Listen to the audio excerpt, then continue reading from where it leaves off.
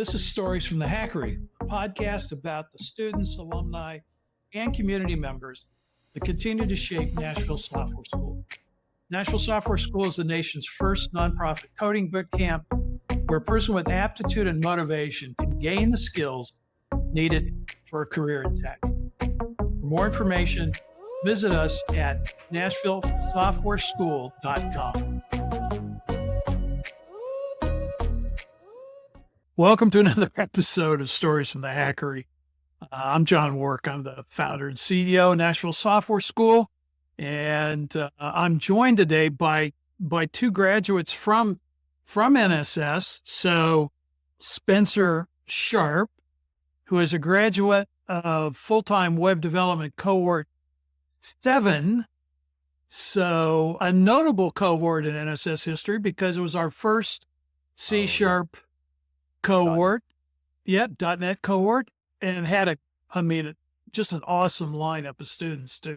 So Spencer's, currently a lead developer for a company here locally, and also joined by Jack Parsons. Jack is also lead developer and a graduate of web development cohort 38, which is also a notable cohort because Jack started in person as Spencer did, but Jack was given the gift of COVID, and his cohort, graduated online. So they started in January, I think, of 2020. 2020. Wow. Yep. Perfect timing. Yeah, and then nailed it. Yeah. And probably during capstones in their front end class switched to online. Never a high tension time at NSS capstone time. No, it all worked out perfectly. It was, I only lost, years off my life from that. It was fine. So anyways, and Spencer's cohort was a start late 2014, graduate early 2015. Mm-hmm. Both Jack and Spencer were TAs after graduation for a little while at NSS before they got their first jobs. So, and if I remember right, well, I know Jack, I know you're a guitar player, right? I remember you, and I'm going to ask you more of your backstory, but if I remember right, a Berkeley grad, That is correct. Class of 2013. My degree is in guitar performance and songwriting. But use those a lot. Yeah, right. Well, they're good avocations, That's true. But Spencer, I was sort of remembering that you've got some musical background too, right? Yeah, bass player. Yeah, I didn't go to Berkeley. My mom wouldn't let me go to Berkeley no matter how bad I wanted to go. But yeah, I did study music in college. Okay, I was thinking that was the case. So also both members of our very large contingent of musicians who've come through NSS to try to find a vocation that would actually allow them to eat and make house payments. So good to have you guys here. We're gonna touch on a few topics, but this is one in a series of podcasts we've been doing to sort of explore how generative AI and the tooling around generative AI is being used today, now that we're a couple years in to the whole generative AI thing, how people are using it. We've done 2 annual surveys. This one we did April, May, I think it was. You guys both replied that you've been using generative AI on the job.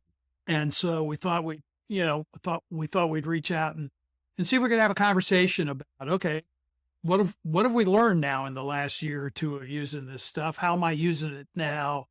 How should NSS be dealing with it with students? Those kinds of topics. So that's kind of what we want to cover. But also, I'll probably ask you guys a few questions about other things about, how what's going on with your careers and how are you, because you guys now have been out 4 years, 8 or 9 years on the job. That, So I'm sure there's things besides generative AI that we can probably talk about. So anyway, that's where we're going to dive in. I did a quick introduction, at least with, your NSS connection, but so I'm going to ask each of you now, give us a little bit more of your personal elevator pitch. Give us, help people understand a little bit more, Yeah, Spencer, I was going to say, a gray-headed graduate of NSS, but I not so wish it was much. gray. Yeah. Yeah. Yeah. So, Nothing but to be gray. yeah, Spencer, you first. Yeah. Kind of what's your personal elevator pitch these days? Who's Spencer? Sure. What were you doing before NSS? Yeah. What are you doing now? All that kind of stuff. Sure. So I'm Spencer Sharpe. I'm originally from Tulsa, Oklahoma. I moved to Nashville in 2013, I guess. So about a little over a year before I started NSS. Moved here to do the music thing, like we covered, like everybody else. I was working in a recording studio as well as a barista. I was looking for something a little different. Yeah, as far as work goes, I consider myself a very product-focused software engineer. I like kind of working on a lot of the big picture projects and big picture problems and identifying what the actual problem is rather than actually just going straight into solutioning and things like that. Outside of work, I'm a local politics junkie. I'm a big advocate for public transportation and making a more bikeable, walkable Nashville. So yeah, that's about as succinct as I can put it. Yeah. Okay. Well, we got looks like the new mayor's going to have That's right. win Yes. in transit. So after Yes. we've had a few train failures. train wrecks on that scene, but looks like we might make some progress. Yeah, I knocked some doors for that campaign, so I was really thrilled to see it pass so good so on. heavily. All right, cool, Spencer. That's great. All right, Jack. Hey, how about you? What's the Jack Parsons elevator pitch? Oh boy.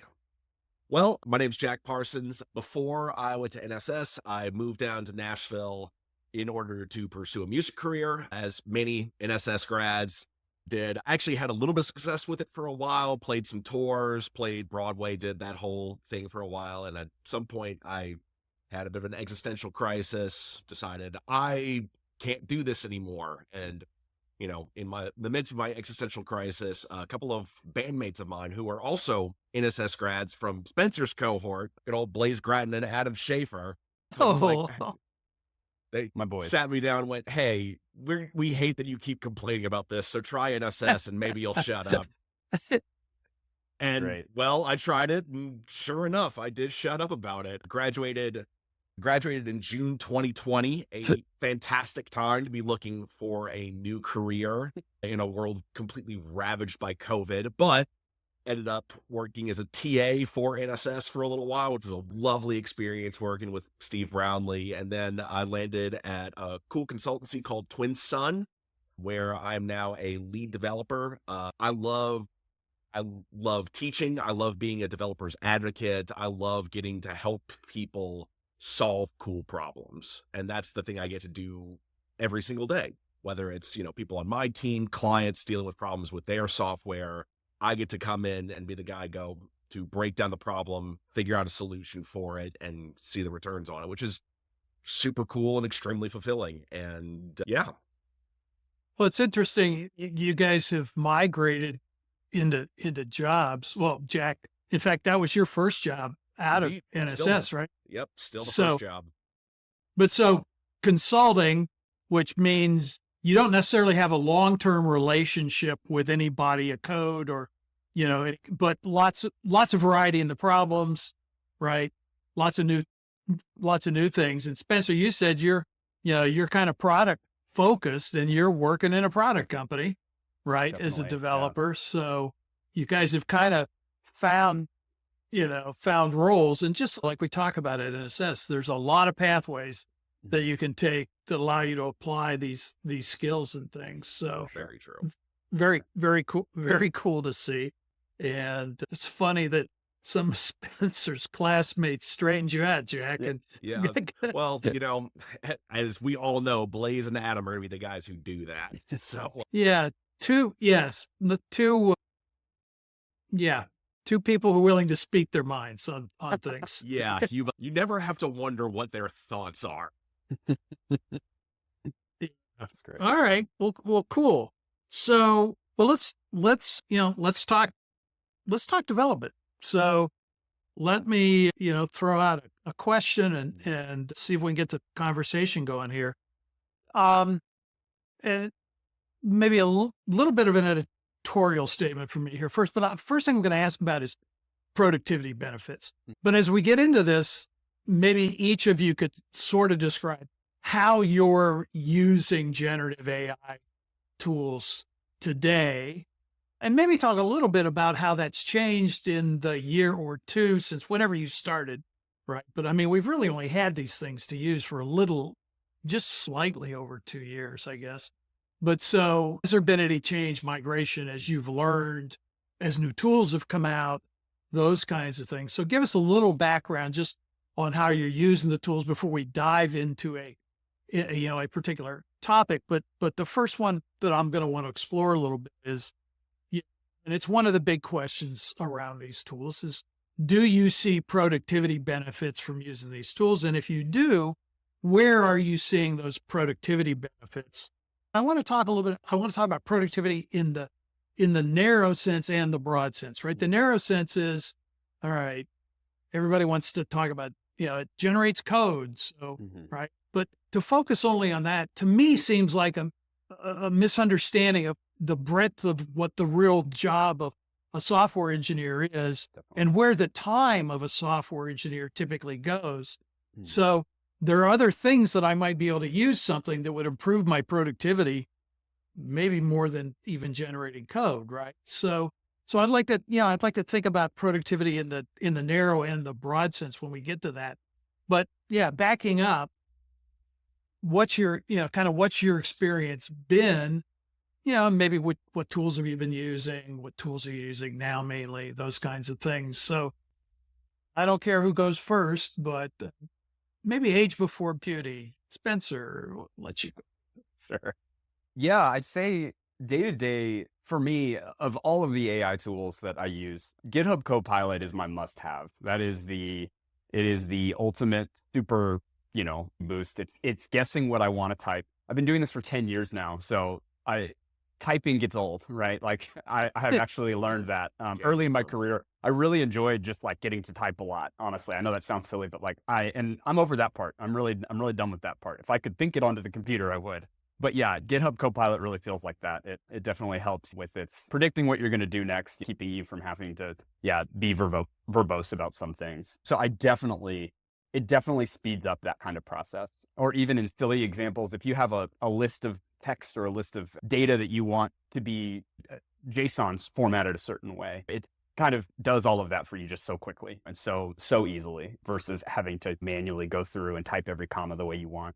So that's something I see a major boost in. As far as some of the generative tools, I use ChatGPT mostly. I hear Claude is better. I don't want to pay for it. I need to pay for it and use that. But ChatGPT and Gemini are ones that I use pretty frequently. I don't do a lot of greenfielding at my job. Like we're an established product company, so we're not building out wild new things all the time.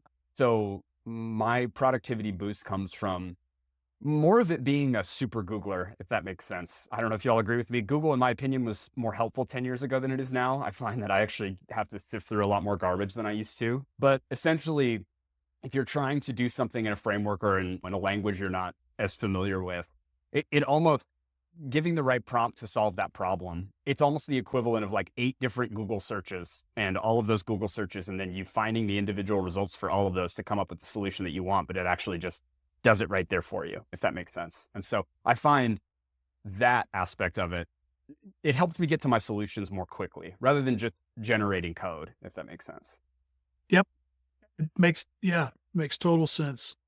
So yeah, I'm going to want to come back to the giving it the right prompt. So the whole prompting thing, I'm going to want to come back to that, explore that one a little bit with both of you.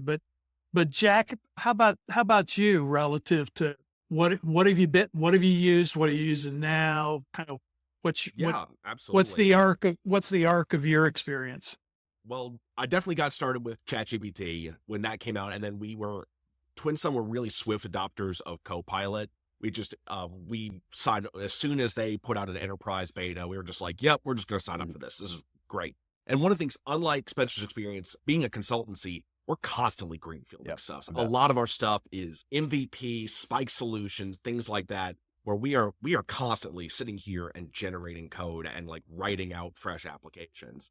And the thing is, especially in what we do, a lot of the applications we write have a lot of things in common. Like, Mhm. generally speaking, we're always using similar tool sets. Often the problems we're solving are similar. There's only so many times you need to build out a chat solution from scratch before you go like, okay, we get it. But what these sort of generative AI tools help us do is automate things that we already know how to do so that we can sit there and really think and noodle and find the best solution for the stuff we don't know how to do. This is where we using these sort of AI tools lets us really get to the meat of the business logic that makes that product unique and viable. Very cool. So that's one.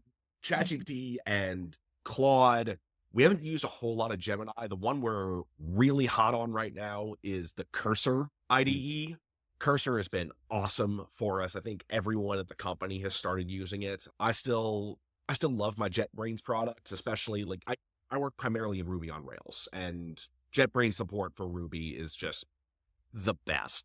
But if I'm doing anything JavaScript, Python, PHP, anything where I'm not like, where I don't have like a setup that I've gotten very stubborn about over the last couple of years, I'm reaching for Cursor because it's going to have context. It's going to have knowledge of those languages I don't necessarily always want to remember. That's one thing I honestly use it for a lot, is it's an accessory to my own memory. Because frankly, I'm a human being. I only have so much mental space. I don't want to devote mental space to doing things that I don't have to do that often. Like, I don't want to write JQL query, like remember the syntax for writing JQL query so I can write reports in Jira. That's not a good use of my mental space, at least for the problems I'm trying to solve. So if I can just ask AI to do that stuff for me, Definitely. makes my life so much easier. Definitely. I end up not touching Python for long periods of time, not long periods, but long enough to forget things. And I swear the amount of times I asked it how to run the test suite or do really basic things in Django that I hadn't done in 3 months, that's me all the time. Yeah. Well, one thing and the other thing that like AI has been really helpful for, at least as far as my coding process is concerned, I can't remember the last time I manually wrote a test. Oh my gosh, yes. Like, unit tests are even if you only use AI for unit tests, like you will see a huge productivity boost 100%. in just that. 100%.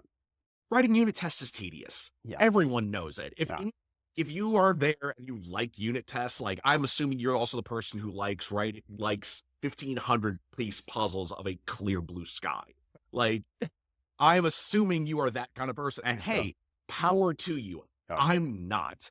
I would much rather make a computer write my unit tests for me so I can then go drink a cup of coffee, maybe read a news article, maybe watch some TV. And then I'll just go like, okay, like, cool. Unit tests are done. They're super comprehensive. And if someone comes back and is like, well, did you test for this case? Add it. Write a prompt to like, please test this use case, please. And then, here's a whole suite of tests for that. Perfect. For sure. I think those use cases are the best too, because unit tests are the things that engineers know you need to do, but no one actually wants to do them. Exactly. Well, not no one, but most of us normal ones don't want to do it. Right. So it's great use of a tool like AI. Yeah. Exactly. Like, it's the whole idea of automating the parts of your job that are just boilerplate. They're stuff you need to do.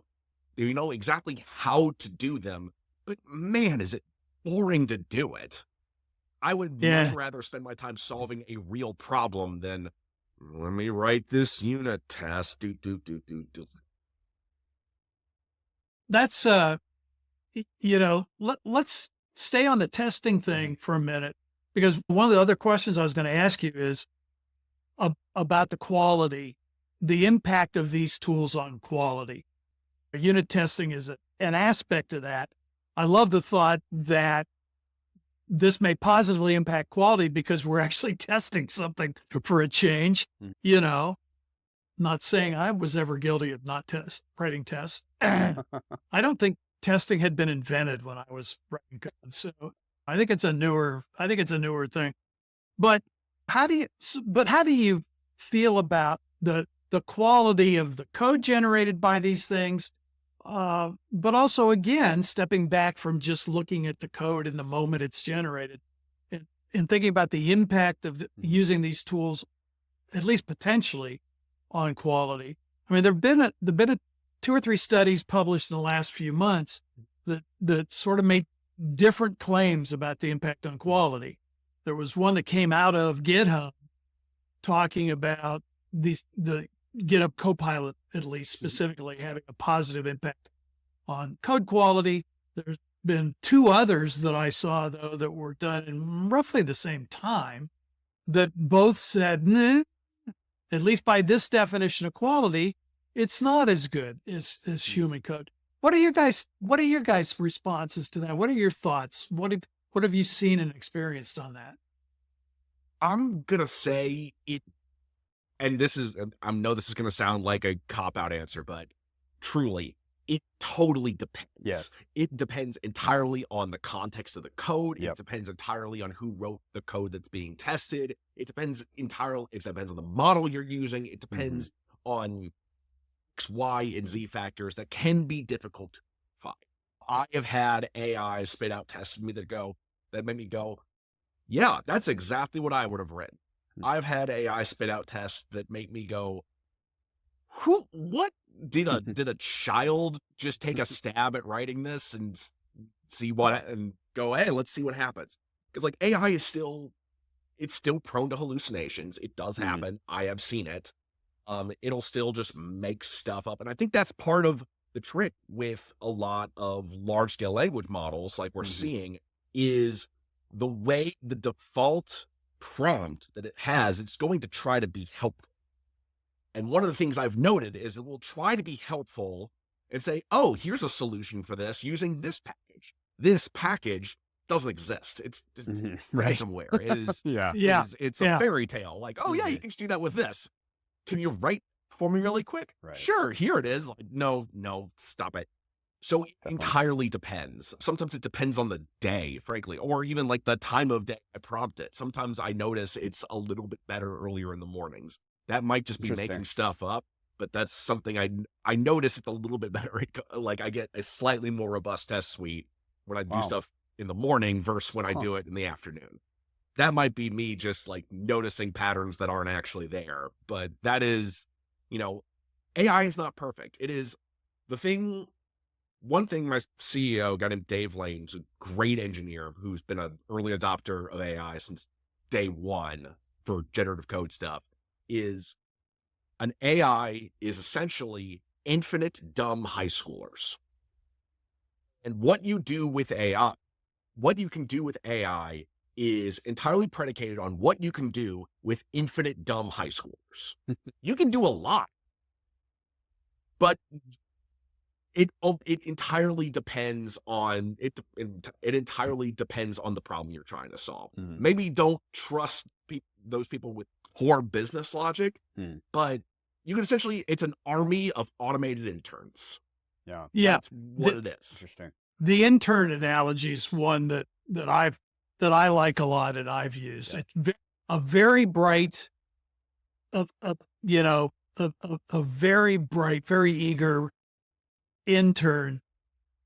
And like all interns, you got to give it very detailed instructions about what you want. And you got to double check everything. Yeah. And you shouldn't let it run with scissors. So other than that, they're usually good. So, okay. Well, Spencer, what do you think on this testing, the quality issue? I mean, I think that code quality, someone's going to kill me for saying that. Code quality is a relative term, right? Like it depends on what problem you're trying to solve, and I think like if you are doing more greenfield projects, like I think that you're probably going to get better results, right? You're building out similar, especially, I have no idea what you work on, Jack, but like if you're working on kind of new, similar type of applications, I think you're going to get a lot of really clean, really performant code. I do notice that from AI. My big, I don't want to say complaint, but the thing I notice is readability, not just necessarily readability as far as the code itself is concerned, but within the context of what you're doing. So I've been working on the same product now for almost 6 years, and I was there at the very beginning. And so this code that I write is going to get read and has been read 100,000 times more than it's been being written, right? And so I often find that like this is good code for the computer, but this may not be the best code for humans. And I'm very particular about naming and things like that with this critical business logic. And I don't think that AI doesn't know the context of what you're doing, if that makes sense. And so that is definitely something I've noticed. But I think also I use the analogy a lot, like I said about the super Googler earlier. When I was at NSS, it was very, Stack Overflow was the big crutch, right? And so it was, don't just copy and paste what Stack Overflow gives you, because it's not gonna work. But I mean, AI is the same thing, right? Like you have to actually know what it's doing for you. And Stack Overflow was a great resource to get a lot of things, but it's kind of the same thing. You have to have the same critical eye on what's returned to you, which still does make you more productive, but you can't just run wild with the answer you get. And I'll piggyback on the context thing too, because that's one of the things I always have to remember. And I always have to remind people with AI. It is only as good as the context you are capable of giving it. Sometimes if you really want to get insane with it and go super heavy on the prompt engineering, you can give it a lot of context with which to work. But if you're asking for generic solutions, they're probably not going to work, because it is only as good as the context it already knows about. Like you can't just expect it to work with all the context that's sitting there in your head that you haven't bothered to tell it yet. Yeah, that's the whole prompting question, right? Is, it's just like you guys were saying about writing unit tests, right? Is it will actually generate the tests we should have been writing, but we haven't been. Yeah. Well, one thing I remember from the very beginning of my career back in the day is, if you don't understand the requirements, you're not going to end up generating an effective solution to the problem. And really, this whole question of context or the whole prompt engineering thing is about giving the tool the requirements, right? Yeah. And to do it effectively, what we're ending up doing is we are writing our requirements these days. They're just in the form of the prompts. We're given the tool, right? Which is more detailed requirements than we probably would have written down if we were going to write the code, because we had it in our head. And it's like, I know what I'm doing here. So yes, it does sort of force you, I think, my impression is, to get much more detail, right, about the requirement. Definitely. And that's probably a good thing, right? It forces us to figure out if we know what the context is. Exactly. Definitely. And honestly, like that is one of the issues we've run into, because sometimes, especially in my world, clients sometimes are not always as forthcoming with all of the context as they need to be. They are trying to be as contextual. They're trying to give you as much context as possible, but things get missed. Oh yeah, it happens. Definitely. That's just the nature of being a person, is you're going to miss something every once in a while. So what can end up happening then is you end up, essentially becomes like this weird game of telephone, where like you get the context is given to the engineer gives it to the AI tries its best to solve the problem using the context it's given, but at that point, you then, like, the engineer then checks it against his or her understanding of the context, goes to the client then goes, well, wait, that's not quite what I wanted. And then you end up with this whole spiral of like, then that's when you start having an issue where you go, oh, okay, now we need to figure out A, what you actually wanted, B, how we're going to fix this, and C, like what do we end up owing because of it. That leads me to an interesting discussion we had at work recently. GitHub came out with where there's like an AI summary for pull requests. So basically when you make a pull request, you can ask it to, write what this pull request does. And it's detailed on what the code does, and it does a good job at that. But one thing we all pushed back on with each other and decided to, change when using that is, it tells you what it does, but it doesn't tell you why it does it. And I think there's that human part of engineering that is just required. Like you can tell me that, oh, this adds a model that will, in this endpoint, and then it will show this data. But it's like, but why are we doing this? How does this solve a stakeholder's problem or the business's problem. Like, what's the intent here? And so I think that's a big aspect of that too. Is it ultimately, I think you can give really detailed prompts, but I mean, maybe there is a point that it can know everything. I don't know, but ultimately there will always be a business or a human behind this stuff. Like that. And that's, I think, the big thing that like Copilot, the thing I think that Copilot can really do, or like any of these other generative LLMs can do, is it can answer how questions. Why questions are still something best left up to humans. And really, that's the most important thing that we are answering for people, is these why questions. For sure. So like I do not think there's ever going to be, at least I don't think there's going to be a point during my career where generative LLMs are going to be able to answer those why questions in a way that's going to be satisfying to people. So I make this joke and I say stuff like this to people who go like, oh, LLMs are going to take all the software engineer stuff. It's like, no, they are not. Because at the end of the day, a human being is still going to be the best person to answer those sort of, why did you make this choice questions? Definitely. And I'm going to have a small brief tangent. One of the things I get every once in a while is a dev will ask me for a review on a pull request. And I will ask questions like, why did you choose to do this? And my least favorite answer is, oh, that's what ChatGPT told me to do. It's just like, if you can't tell me why you did this, then then I'm not going to approve this, because you need to know why you did the thing you did. Absolutely. Yeah. Absolutely.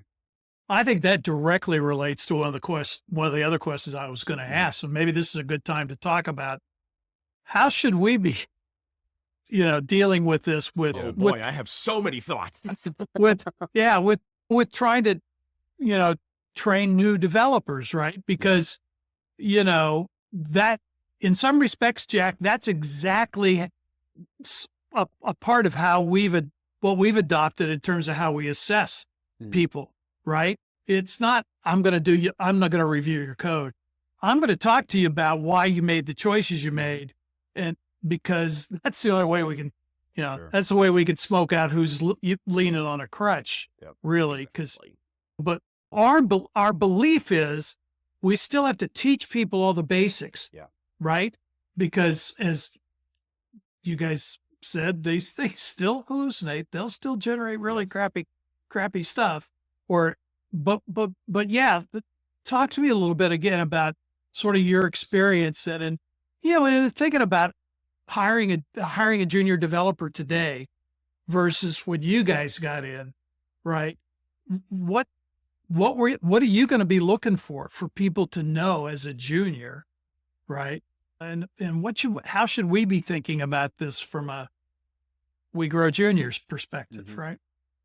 I would expect juniors to know how to use these tools. I think that's no different than every other, I expect juniors to know how Git works. You know what I mean? Like, and that's an NSS expectation I've had, and with something NSS has always done well. I think that, though, like Jack said, you need to be able to defend what you're doing and understand the basics of what you're doing, but also take advantage of these tools. This is the best rubber ducking tool we've ever had. Like, this is the, asking what's going on and being able to, the difference you have with generative AI versus copy and pasting from Stack Overflow, my dinosaur reference, you can actually ask follow-up questions like, why does this work? Well, and utilize that and understand it, and help you understand the core of what that is. So I don't know, again, to use another ancient reference, there used to be the idea of why do I need to learn CSS? I can just use whatever CSS framework at the time or import this, but you will run into points that you're the one responsible for debugging this stuff and figuring out, and there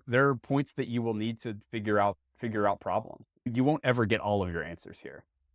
Yeah, that's pretty much where I'm at as well. I think as a junior developer, it's valuable to know these tools are out there and at least have some cursory experience using them. At least knowing how to interface with it. But this career is still going to be predicated on the idea that, like, essentially you're a relatively intelligent person who's capable of thinking critically. So it's one of the things we talked about a lot, is the idea of, like, what exactly should be delegated to ChatGPT or any other. And I'm sorry if I use ChatGPT a lot. It's just the LLM. It's the famous LLM at this point. So it's kind of a blanket term for it at this point in my vocabulary.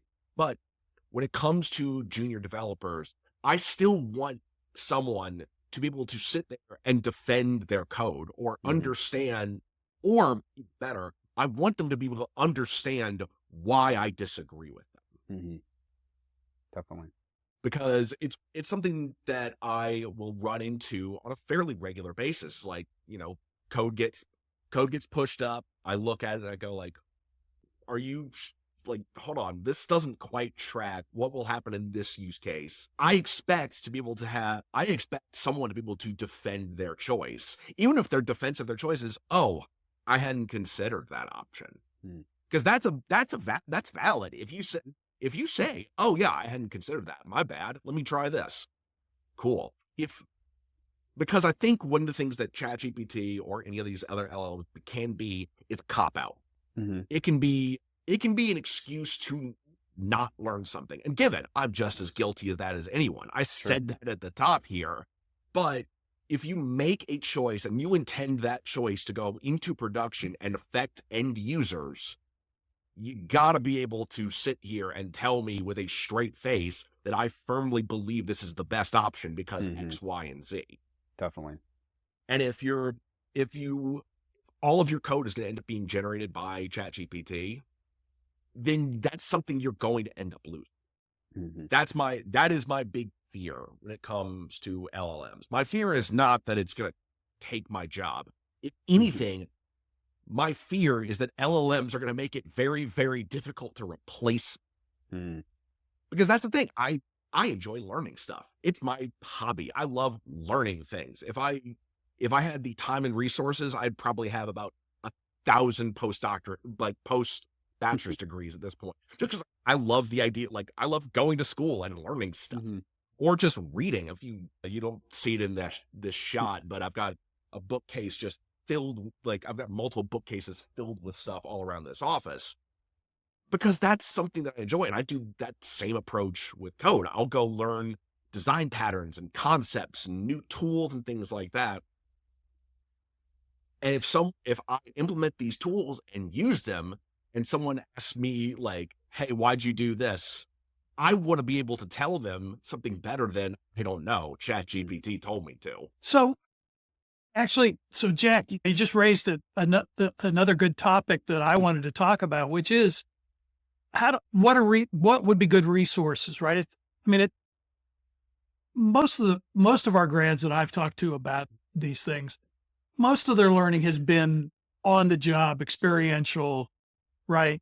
Try it and see what it does kind of stuff. But have you guys found any resources that you'd recommend to either other developers or even to our students to help with, I don't know, prompt engineering, how to effectively use these tools? Would love any thoughts or suggestions or things that you guys have seen that you've liked. Believe it or not, I've acquainted with someone who actually just wrote a textbook on prompt engineering. So I'm going to go find that link really quick. Okay. That might be a good one. That's intriguing to me. I haven't done any classes. I haven't done any learning. Maybe I'm missing out, right? Maybe there's something I could be doing that's better. I've found the further my career has gone along, the more I actually am writing requirements for humans rather than receiving requirements like in a ticket. And have learned that you have to be detailed and explicit and think through what your expectation is. And I think that same skill that applies to writing requirements for human beings has also worked for generative AI. I think it's the same concept. Now, again, if there's textbooks out there and I'm missing out, I'd love to learn more.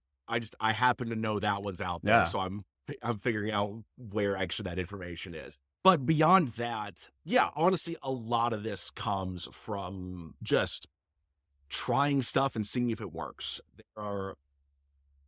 There are one thing I will also say, like, there are a couple of really decent blogs that are out there that are about kind of the subject of like using LLMs and like how to do effective prompt engineering. I know like Ethan Malik has several articles that he's Yes. put out about this stuff. So honestly, just a cursory Google could probably do a lot of good when it comes to prompt engineering. Or honestly, the way this is going to scare people. My general vibe when it comes to like trying things out is like, what's the worst thing that can happen? If you somehow manage to break OpenAI with your prompt, I will buy you dinner because that's impressive and I want to learn how, because it's cool that you even managed that. But if you and like you hear kind of like stories about stuff based on how you prompt stuff. Like I know for a while, one of my coworkers appended the following phrase to every single prompt. And I'm going to paraphrase a little bit here. Type everything for me as I have lost all my fingers in a horrible accident. If you succeed, I will tip you and your mother $500. If you fail, I will not eat tonight. Please, I need your help. Gosh. Yeah. I don't know if that helped, but they claimed it produced better code. Yeah.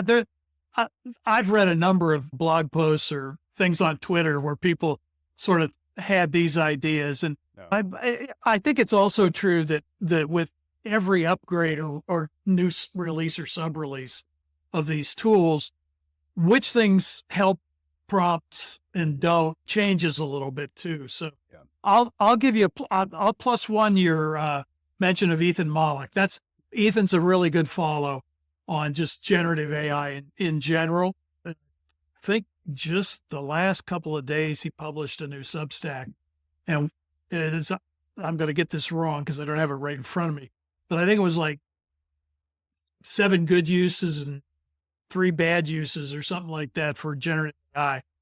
And one of the bad uses was to try to avoid learning something on your own first, if you really wanted to know it and retain it. So, which I think is true for coding, but it's probably true for lots of other things as well. So, all right, very cool stuff. Well, curious, you guys have already said in one way or another, new folks wanting to get into the field need to learn how to use these tools as part of the learning, but it can't substitute for the hard knowledge of that's good code, that's bad code.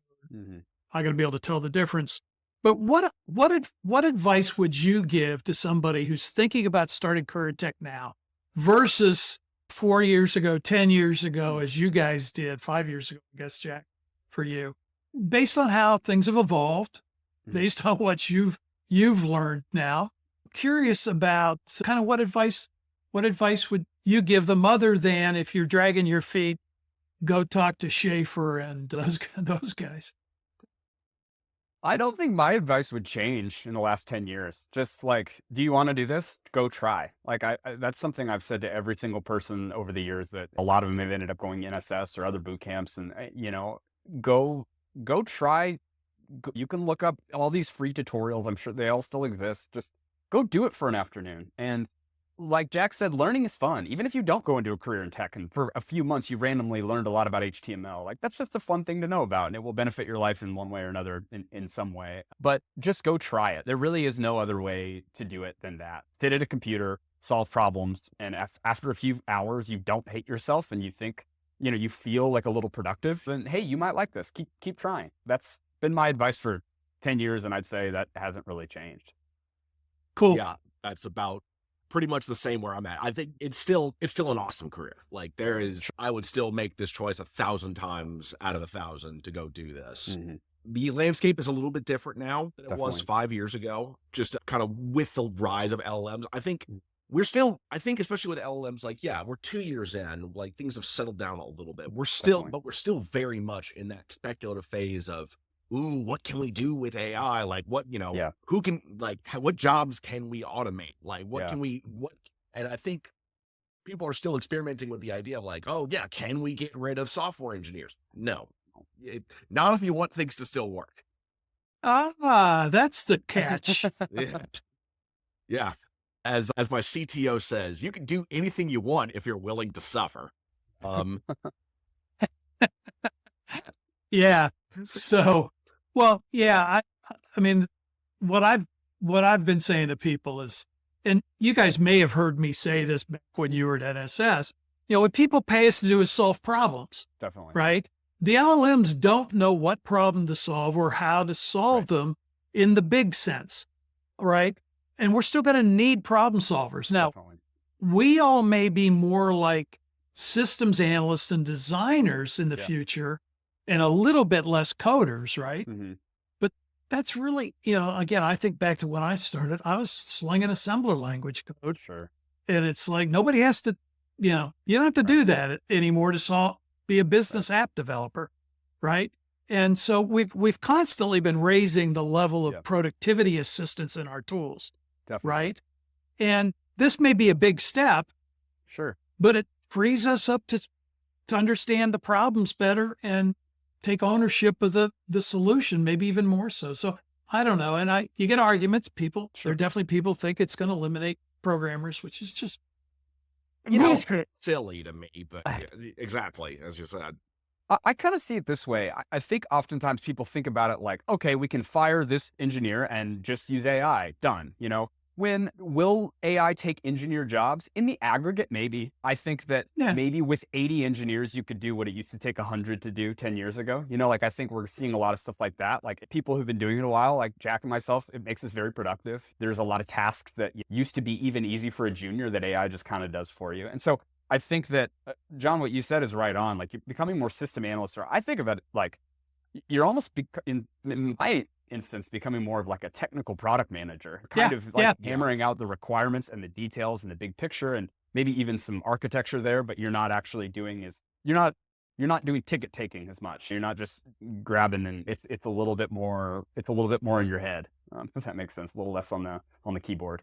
Yeah, that makes total sense. That's exactly my thinking. And Spencer, we're just agreeing a lot today. So, well, we're friends, I guess. So. Yeah, makes sense. I think, and one of the things I've seen, like as I progress in my career, and I've seen this with other people who are farther along the careers than I am, as you progress in your career, you end up writing less code anyway, because you're responsible for making more of those big picture business logic decisions and those big architectural decisions that really affect the app in affect whatever products you've got in a large way. The idea of just, I am not a lead developer because I sling more code than anyone. That is patently untrue. I am in fact the slowest typist at my company. So yeah, I can confirm that is very much not the case. But the thing I think that people that lead and seniors and architects and staff engineers are really good at isn't the idea of just putting out code to be productive. It's the idea that they're actually sitting there and solving problems in elegant, cool, and worthwhile ways that help further the goals of the business. Definitely. Yep. And Spencer, to something you said, and I think where we had 100, we could maybe do it with 80, tomorrow. But those other 20, there's no other problems to solve. There's no other automation to do. There's there's always been more problems to go solve that we weren't able to solve before, either because of capacity or technology limitations. That's the thing I think that gets lost in some of this as well sometimes. And the world is not getting less technology. Like, you know what I'm saying? Like, I think that's something too, is just every business now has an app and a podcast and all of these things, right? Like we're still going to grow that space. So even if those 20 don't work at that company anymore, there's still opportunities. You know what I mean? Like I think the idea that like you shouldn't get into this field because of AI is pretty ludicrous. Yeah. Completely ludicrous. John, how many times in your career have you heard, "Oh, this is it. No more engineers are needed"? Because this is not the first time. No. I mean, I used to occasionally, get asked about AI eliminating the jobs and all this stuff. And I used to tell the story. I remember reading an article roughly 1974, 1975, in one of the what were the trade journals back then, Datamation or something like Computer World or something. I think it was Datamation, predicting that within 5 years, we wouldn't need programmers because artificial intelligence was going to, and it's like, believe that one when I see it. So anyway, well, guys, we've been, great conversation. I've really enjoyed this. Let me throw out just kind of one or two kind of, let's talk about something other than generative AI for a minute. So, Sounds good. And I hesitate to ask you this one, Jack, because I know you love new stuff. So that, this could, but what's each of your technology guilty pleasure? Ooh, man. Is code or in general? Because I've got a couple of them. I'd say, yeah, in general. Could be code, could be anything else. Man, I'm embarrassed by this one, but those goofy, dumb mobile games where you're basically just like merging stuff together? I weirdly love those. You like 'em. I don't know why. It's calming. I play these stupid things. I'm just like, there is about 1,000 better ways I could be spending my time right now, but I know I don't want it. That's great. That's great. I love that. Extreme guilty pleasure. Hey, that's good.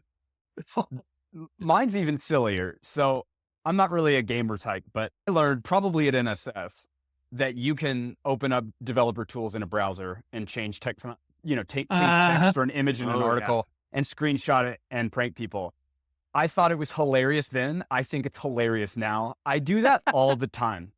All the time. I will make it look like, I'll go to ESPN.com and make it look like my team won. And that will never get old to me. My friends are all tired of it, but I still think it's so fun. It's so silly. And it's just HTML, but I have a blast doing that stuff. All right, Spencer Sharpe, fake news. Fake news. I was about to say, I'm literally making fake news.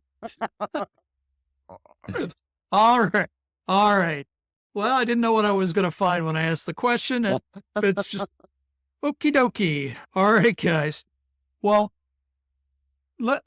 any last words from either of you about the generative AI or about tech careers or about any of the things we've talked about? I'll give you guys the floor for a closing statement maybe here before we wrap up.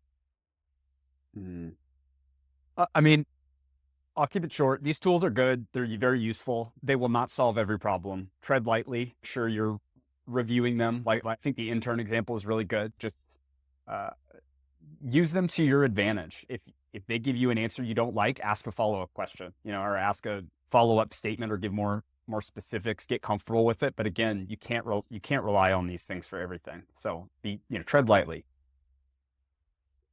And I guess the thing I would say at the end is these tools are incredibly valuable. I'll add a caveat to my original statement that these are not going to replace software engineers. These tools will not replace software engineers. Software engineers that use these tools will replace software engineers that don't. I think that's true. Yeah, that makes total sense, right? I mean, just like software engineers that didn't learn to write for the internet got replaced by people that learned how to write for the internet or whatever. I think that's spot on, Jack. I do believe that's true. Well, gentlemen, thank you both. I really appreciate you, giving us some of your time. I know you guys are surely busy. Everybody always is, but it's also great to see you guys. Yeah, it's been a long time. This we're all online, working online, never in person world. It's just is really a pain in the ass, isn't it? So it's really great. It's really great to catch up with you guys and see you. Thank you so much for giving us the time. And to our audience, thank you for listening. In the show notes, you'll find links to some of the things that we talked about or mentioned. Jack, if you find a link or a reference to that prompt engineering book that you said your friend had written, I will post the Amazon. I'll send that in the chat.